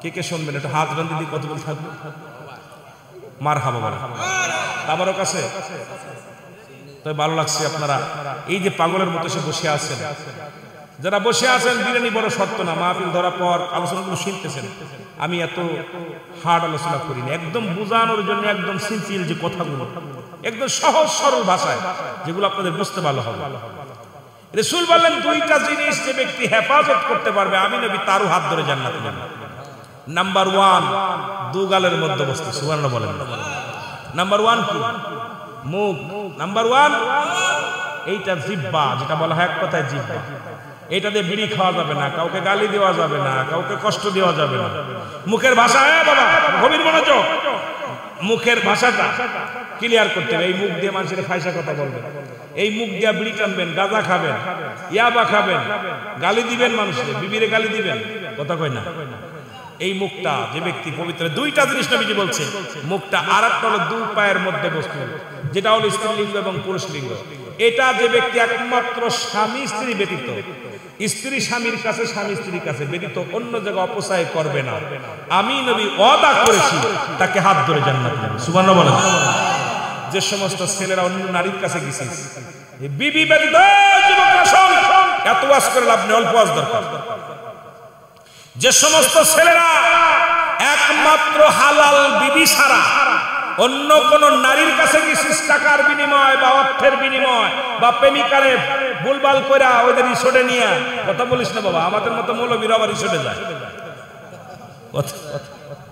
সব এখন সব মিডিয়া সব জানে যদি খবর সব হয়ে যায় কথা বুঝছেন এই আলেমরা সব আর বলৎকার যেভাবে ধরা পড়তেছে কথা বুঝছেন একটা সুন্নি বলৎকার আজ পর্যন্ত পাই নাই খালি বলৎকার এই কাম সারছে আবার ইরা নবীর বিরুদ্ধে কথা কয় আমি এত কষ্ট লাগে যাদের কাছে মাদ্রাসা নিরাপত্তা নাই যারা মসজিদে হিলাফিয়ে করে নেয় জোরে কোন ঠিক কি না কথা বুঝেন ফতোয়া জানতে আইছে কয় আমের জন্য হালাল এসব কথা বলি না কষ্টের কথাগুলো বলি না ওর কাছে আইছে ফতোয়া জানতে আপনাদের ইমাম সাহেব আছেন কেন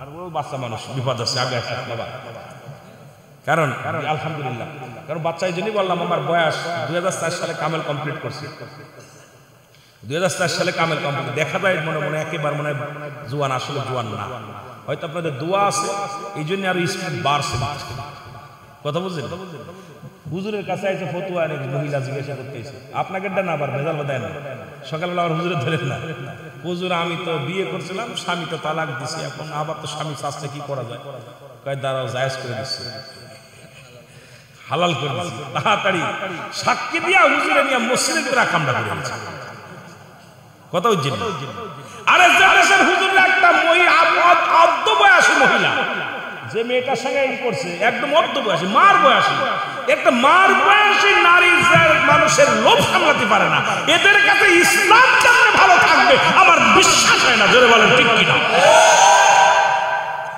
এরা আবার ইসলামের দাওয়াত দেয়, কথা বুঝছেন? এরা ইসলামের দাওয়াত দেয়। যেটা বলতেছিলাম, দুইটা জিনিস যে ব্যক্তি হেফাজত একমাত্র স্বামী স্ত্রী ব্যতীত, স্ত্রী স্বামী ব্যতীত কোথাও অপচয় করবে না। নবী ওয়াদা করছে, আমি নবী তার হাত ধরে জান্নাতে। সুবহানাল্লাহ বলেন না? আরো জোরে কইতেন নি? কথা বুঝেন নাই? এখন এই মারা যারা আছিস, স্বামী থাকে বিদেশে, মেয়েদের তিনটা আমল করলে নাচতে নাচতে জান্নাতে যাবে। নাম্বার 1, বললাম যে অনেক ওয়াজ দরকার, এখন কোন দিকে যাব? মা বাবার বাদ দেয় না, নামাজ পড়ে না, সুদ খায়, ঘুষ খায়, জিনা করে, রাসূলকে নিয়ে কটূক্তি করে, এক একটা বিষয়ের উপর কথা বলার দরকার। কিন্তু অল্প অল্প বুঝায় মেলা কথা হয়ে গেছে, ভালো করে গুছায় রেখে কি বলে গেছে। বাবারে আমার, রাসূল বলছে তিনটা আমল করলে জান্নাত, নাচতে নাচতে জান্নাতে মেয়েরা। কথা বুঝেন? এই যে জিনার ওয়াজ করলাম, যে ব্যক্তি জিনা করবে, কোন মেয়ে যদি অবিবাহিত হয় বা কোন নারী পুরুষ যদি অবিবাহিত হয়, শাস্তির বিধান হলো, যুবকরা শোন, আজকে ভালো করে বলে যায় তোরা যাতে জীবনে এরপরে যদি করিস কোনোদিন বলতে পারেন না হুজুর এই মাহফিলকে সার্থক হবে, আমাদের সভাপতি সাহেব এলাকার মানুষের সার্থক হবে এটা যে মাহফিলে ওয়াজটা হুজুররা করছে, এরা শুনছে, এরপর আল্লাহর কাছে কইতে পারবো না আমরা শুনি না। কথা বুঝছেন? কোন যুবক যুবতী, কোন অবিবাহিত পুরুষ অবিবাহিত নারী যদি জিনা করে, শাস্তির বিধান তাকে 100, কোরআনের আইন 100 বিরা মারতে হবে। 2 সাইডে মারা পর যেন সে মারা যায়, আস্তে আস্তে সোয়াই দিলে হবে না, তাকে ঠিক মতো সাইজ করতে হবে। এরপরে মারা গেলে অবিবাহিত থাকার কারণে সে গোসল পাবে, জানাজা পাবে, দাফন পাবে, কাফন পাবে, তিনটাই পাবে, সব করাই পাবে, কারণ অবিবাহিত থাকার কারণে। এই জন্য আর যদি বিবাহিত কোনো এরপরে যদি বাকি থাকে বেতের আঘাত, এগুলো আবার মারতে হবে সবকের আবার। এরপরে যদি বিবাহিত নারী, এখন আমার দেশে খালি বিদেশে স্বামী থাকে, অন্য পুরুষের সঙ্গে আসক্ত হয়ে গেছে, আর নিজের বউ ভালো লাগে না, খালি পরেরটা ভালো লাগে। কথা বুঝেন নাই? যুবকরা শোন, শালী ভালো লাগে আর পরের বউ ভালো লাগে। যদি কোনো পুরুষ বা কোনো নারী বিবাহিত হয়, জিনার শাস্তির বিধান হলো সর্বপ্রথম তাদের মাটি ফুটতে হবে, নাভি পর্যন্ত মাটি নিচে পুঁততে হবে, পুঁতে কঙ্কার মারতে হবে, ছুঁড়ে ইট পাটকেল যা পাবেন মারবেন, যতক্ষণ পর্যন্ত মৃত্যুবরণ করবে না ততক্ষণ মারা বন্ধ হবে না। মেয়েরা ভালো জোরে জোরে কথা কইতে আমি শুনতেছি, মেয়েদের কথা বেইবেরার বাইরে গেলে তাকে তালাক দেওয়া যায়, ফতোয়া আমি দিতেছি, আস্তে আস্তে যাইতেছি। এখন তো এই ওয়াজ করা যাবে না, স্পিকার মহিলা, দলীয় মহিলা, বিরোধী দলীয় মহিলা, জানে যাবেন সব মহিলা, যেটা হারাম, যেটা বলেন ঠিক কিনা? এই হারাম খুব আরাম লাগে, তাই না? কথা বুঝেন? আমার কথাগুলো বুঝে নিয়েন। যদি কোনো বিবাহিত নারী বিবাহিত পুরুষ জিনা করে, হুজুর সাক্ষী, আমার সবকটা আলেম এখানে বসে আছে, এ পাশে পাশ যে আলেম ওলামা বসে আছে, তাকে কঙ্কার মারা পর মৃত্যুবরণ করবে, এরপরে মাটি থেকে খুঁজে উঠাইতে হবে। উঠানোর পর কোন বিবাহিত নারী বিবাহিত পুরুষের কোন কাফন পাবে না, কোন জানাজা পাবে না, কোন ইমাম সাহেব তার জানাজা পড়াবে না, তাকে কাফন দেওয়া যাবে না, দাফন করা যাবে না। দিবালয়ে আমার বাবারা, এই যে এই আজকে কোথায় কাকাতুয়ার জমিনে দিবালয়ে এই জায়গা জমিনের মধ্যে ফেলে দিয়া কুকুর শিয়ালদের লাশটা খাওয়াই দিতে হবে। কোন বিবাহিত নারী বিবাহিত পুরুষ মারা গেলে তার জানাজা পড়া দূরত্ব নয়, তাকে কুকুর শিয়ালদের লাশটা খাওয়াই দিতে হবে। সুতরাং আজকে এই রকম একটা বিচার যদি আপনাদের এই জমিনের মধ্যে হতো, মুরাদনগর, তাই না? মুরাদনগরে একটা জমিনের বিচার হতো, একটা বউ তার স্বামীর হক নষ্ট করতো না, একটা স্বামী তার স্ত্রীর হক নষ্ট করতো না। কারণ বিয়ে করার আগে তিনটা সগত সর্বনিম্ন 3টা গুণ দেখবেন। নাম্বার 1 হলো সতীত্বর আমানতদারি। বিয়ে করার আগে হিসাব করবি, তুই নিজেও সতীত্ব থাকবি। 1 নাম্বার হলো আমানতদারি, 2 নাম্বার হলো পর্দাশীল, 4 নাম্বার সে আমলদারি। এই 3টা গুণ সর্বনিম্ন দেখবি, তার রূপ দেখিস না, সম্পদ দেখিস না। সুলাইমান বাদশাহ গুণ দেখেছিল 4-5টা। সুলাইমান পয়গম্বর যখন বিয়ে করবে প্রস্তাব দিয়েছিল 5টা গুণের গুণান্বিত যে মেয়ে আছে আমি তাকে বিয়ে করব। অল পৃথিবী ঘুরে একটা মেয়েকে পাইনি, একটা গুণ কম ছিল। অল পৃথিবী ঘুরে যুবকেরা, তার সুলাইমান বাদশা বলেছিল বাদশাহ সুলাইমান পয়গম্বর বলেছিল যখন তার বিয়ের বয়স হয়ে গেল তখন বিয়ের জন্য প্রস্তাব আসলো, তখন বলল আমি 5টা গুণের গুণান্বিত যে মেয়ে আছে তাকে বিয়ে করব। নাম্বার 1, সে স্বামীর আমানতদারি, এক কথা তার সতীত্বের আমানতদারি, তার সতীত্ব কেউ দেখে না। আর আমাদের মেয়েরা এখন স্কুল কলেজে পড়ে হাজার হাজার মেয়েরা যায় কোথায়, হোটেলে চলে যায়। অসংখ্য, যেহেতু আমিও সারা বাংলাদেশ বেড়াই, আমিও ভার্সিটির ছাত্র, মাদ্রাসার ছাত্র শুধু নয়, সুতরাং আমাদের দেখা মতে জানা মতে যেগুলো আজকে অসংখ্য নারী অসংখ্য পুরুষ অবাধ মেলামেশা করে তারা বিবাহের আগে, জোরে বলেন ঠিক কিনা? আল্লাহর গজবের ভয় করার দরকার, গজবের ভয়ের দরকার। যেটা বলতে শোনো, সুলাইমান পয়গম্বর বলেন আমার 1 নাম্বার শর্ত সে সতীত্বের আমানতদারি হবে, 2 নাম্বার শর্ত সে আমলদারি হবে, 3 নাম্বার শর্ত সে পর্দাশীলতা হবে, সে কোনোদিন কোনো মেয়ে ছেলে দেখে নাই, চেহারা দেখে নাই, সে কোনো অন্য পুরুষের প্রতি চেহারা দেখে নাই। আর আমরা পুরুষের গাড়ির পর হাত দিয়ে কলেজে চলে যাই, পুরুষের হাত ধরে স্কুল কলেজ যাচ্ছি। অধিকাংশ ছেলে মেয়ের কারণে আমরা জাহান্নামে যাব, অধিকাংশ বাবা মা ছেলে মেয়ের জন্য জাহান্নামে যাবে। ওয়াজ হয়তো সারাদিন শুনবেন, রুল আমিনের মতো হক কথা বলে আলোচনা কোনো বক্তা করে না। 1000বার আক্রমণ পেয়েছি, ভয়ের কোনো কারণ নাই। সিদ্দিকী সাহেবের ওয়াজ এভাবেই চলবে, কিচ্ছু যায় আসে না, দাওয়াত দিলেও ভালো, না দিলেও ভালো। আপনি হারাম কাজ করবেন, আপনার সঙ্গে হাতাহাত করার। আমার নবীর দুশমন, দুশমনে রাসূল, দুশমনে ওলি পৃথিবীর মধ্যে আর হলো জিনাকারী, ব্যভিচারকারী, সুদখোর, ঘুষখোরের সঙ্গে আমার কোনো বন্ধুতাই নেই, জোরে বলেন ঠিক কিনা? আমার কথা হলো 4 নাম্বার হলো রূপবতী, 5 নাম্বার হলো সে ধনির দুলালি হতে হবে। 5টা গুণ চেয়েছিলেন সুলাইমান পয়গম্বর। আমরা 5টা গুণ চাই না, আমরা 3টা গুণ দেখে বিয়ে করবেন। নাম্বার 1, ওই মেয়েটা তার সতীত্বের আমানতদারি আছে কিনা। নাম্বার 2, সে পর্দাশীলতা আছে কিনা। নাম্বার 3, সে আমলদারি কিনা, জোরে বলেন ঠিক কিনা? এই 3টা গুণের গুণ নিয়ে যদি কোনো মেয়ে বিয়ে করতে পারে, এক পুরুষ আসক্ত হবে, অন্য পুরুষের প্রতি আসক্ত হবে না। ওই পুরুষ যদি, ওই মেয়েটাও পুরুষ, একটা পুরুষ আসক্ত হবে, আর ওই ছেলেটা একটা মেয়ের প্রতি আসক্ত হবে। যখনই আপনি গড়া ডাম্বায় ঘাস খাবেন, আপনার চরিত্র নষ্ট হয়ে যাবে। এই জন্য আপনাকেও কন্ট্রোল করতে হবে, আপনার ওই 3টা গুণ থাকা লাগবে। কোন মেয়ে যখন কোন ছেলেকে বিয়ে করবে, এই 3টা গুণ দেখবি মা, ও মা, আপনাদের বিয়ে দিবেন না, দয়া করে আপনাদের কাছে আমি ক্ষমা চাই যদি এইরকম থাক। কারণ ওই সমস্ত গাঁজাখোরদের লগে গাঁজাখোর যেগুলো বাজারে ঘুরে বেড়ায়, সাইকেল চালায়, ভ্যান চালায়, ওদের কাছে দিয়ে দিবেন। কারণ ওই এক শ্রেণীর মেয়ে আছে দেখবেন গাড়ি চালায়, বাজার ঘাটে পুরুষের ন্যায় চলাফেরা করে। দাউস মেয়েকে বিয়ে করা হারাম, দাউস ছেলেকে বিয়ে করা হারাম। দাউস কারা? কথা তো মেলা চলে আসছে বাবা, অনেক ওয়াজ, কষ্ট হচ্ছে আপনাদের।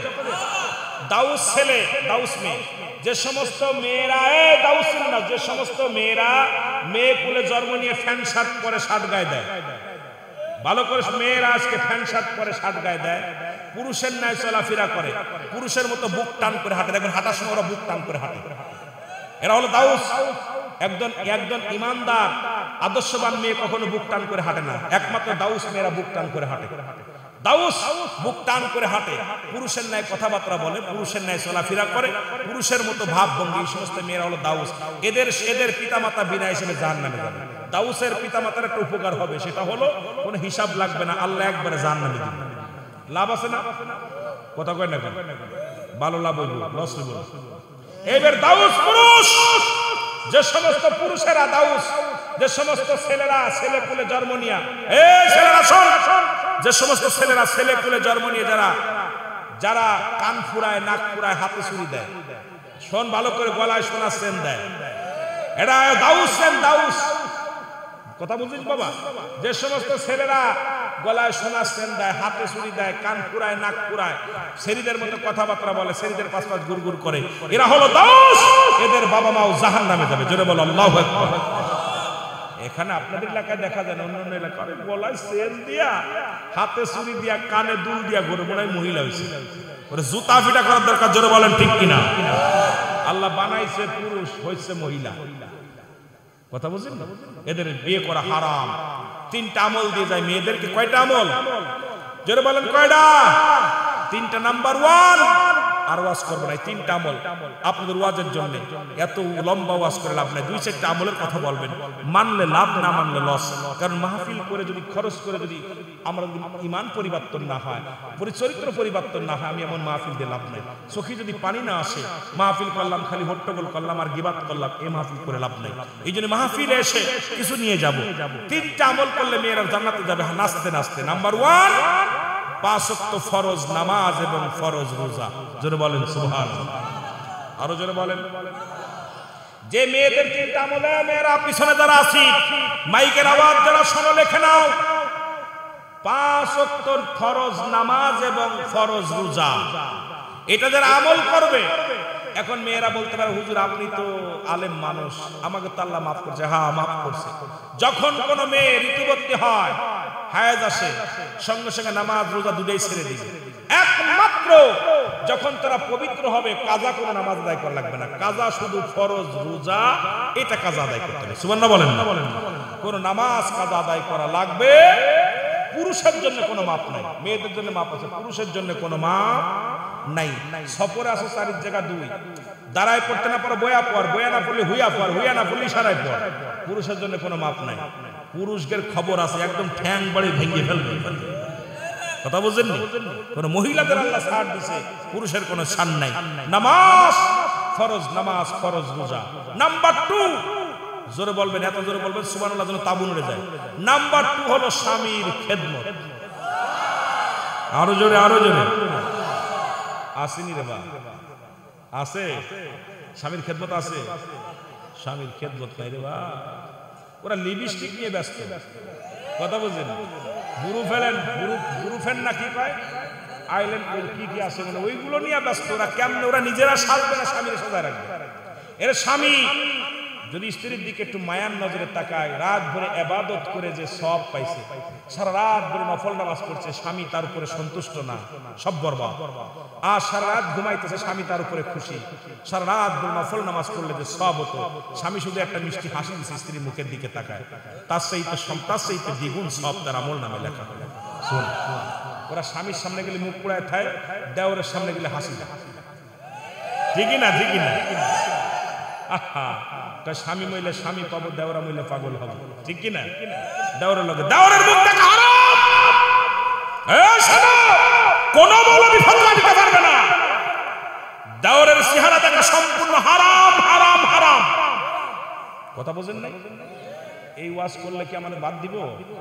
কথা হইতে নিবে, রাগ করেননি? দেওরের মুখ দেখা হারাম না জায়েজ? হালাল, হারাম। এখন দেওরের লগে বাবিরে পাঠায়, কয় তোর বাবিরে নিয়ে যা বাজার করে নিয়ে, বাইকে কয় তোর বাইরে নিয়ে বাবি নিয়ে, আরে ওই যে বাড়ি তুমি জন্মের বড় বপ, ও বাবিরে নিয়ে যায়, কয় ভাই তো মালখান ভালোই পাইলো, আমার তো বিয়ে হলো না। কত হচ্ছে সারাদিন ধরে দেওরের সঙ্গে দেখা করা হারাম, এগুলো হারাম। আর হারামকে হালাল বললে সে কাফের। ফতোয়া হলো হালালকে কোন ব্যক্তি হারাম বললে কাফের, কাফের, কাফের। সুতরাং কখনো কোনো বাবি কোন দেওরের সঙ্গে বেড়াইতে দিবেন না, কোন বাপের বাড়ি পাঠাবেন না, কোথাও বাজারে পাঠাবেন না। কোন পুরুষ তার স্বামীকে একা, স্ত্রীকে একা পাঠাবেন না। আপনি পারলে নিয়ে যাবেন। আপনার স্ত্রীকে কন্ট্রোলে রাখতে হলে 1 নাম্বার হলো কোনদিন তার বাবার বাড়ি একা পাঠাবেন না, কোথাও একা পাঠাবেন না। যেখানে যাবেন আপনি তার সঙ্গী হয়ে যাবেন। ওই স্ত্রী অন্য পুরুষের প্রতি আসক্ত হবে না, ওই মেয়ে আপনার প্রতি আসক্ত থাকবে। এই জন্য আমাদের অবস্থা খুব খারাপ, এটা নিয়ে আমাদের আলোচনা বেশি প্রয়োজন, কারণ সমাজ অবস্থা খুব খারাপ। 2 নাম্বার হলো স্বামীর খেদমত। জোরে বলা যাবে না মারহাবা? আরো জোরে। স্বামীর খেদমত আছে। নাম্বার 3 কঠোর পর্দা। জোরে বলেন না সুবহানাল্লাহ। পর্দার ওয়াস্ত নাই, বাসে পর্দা সব উঠে গেছে। দেশে পর্দা নাই, দেশের পর্দা অবস্থায় হিন্দু বাড়ি পর্দা হয়েছে, মুসলমান বাড়ি সব শেষ। এখন মেয়েরা বাড়িতে চাচা বাড়ি আসেননি, বাবি দৌড়ে আসে, কয় কি করছেন? ডাকছেন আমার গোলাম হিসেবে বাড়ি আসেন, বউ যে করছে কি করছেন? ওরে কি করার দরকার কম দিন, ফড়া ফড়া ডাকলো গোলামি আসে, গোলামের বউ। কথা বুঝছি? তোরা কি ডাকছি রে? সমাজ এই জন্যে আমার সমাজ জাতি শেষ। এ থেকে আমাদের বাঁচার দরকার আছে কিনা? আরে সাবধানে থাকি নারী পর্দার আড়ালে, ভালো সাবধানে থাকি নারী। হাদিসে হারাম লেখে অন্য দেখিলে, বলো হাদিসে হারাম লেখে।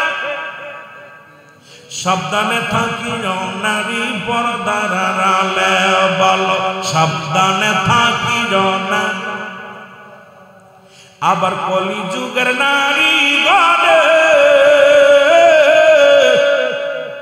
তারা স্বামীদেরকে ঘরে রেখে আবার মার্কেটেতে যায় তারা শয়তানের বেশে, বলো মার্কেটেতে যায় তারা।